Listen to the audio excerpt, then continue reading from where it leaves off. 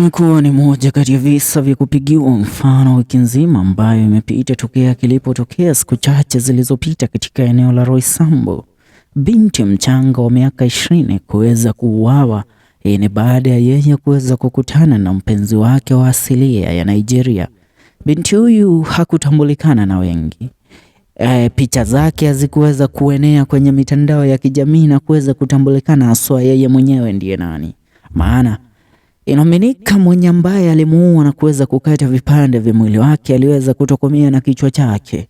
Hila kwa sasa taarifa zimevuja na sura ya binti huyu kamili kuweza kufahamika kwenye mitandao ya kijamii. Ni kabinti kachanga kabisa, ukikatazama kwa undani utagundua tu ndio kalikuwa kameshaanza kuishi maisha. Alikuwa binti mdogo aliyekuwa akisomea katika chuo kikuu cha Kenyatta University.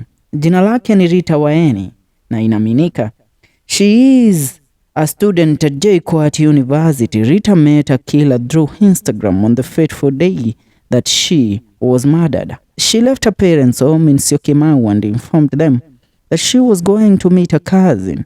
Her body was found dumped in the trash bin at an Airbnb along TRM Drive with the head missing. Ni taarifa ambayo imepata kuanikwa na blogger Cyprian Nyakundi akisema the TRM girl who was killed and dismembered by the Nigerian via F-Gaido 237. Rita Waeni is believed to come from Mukimwani, Kisau Kiteta Ward in Mboni.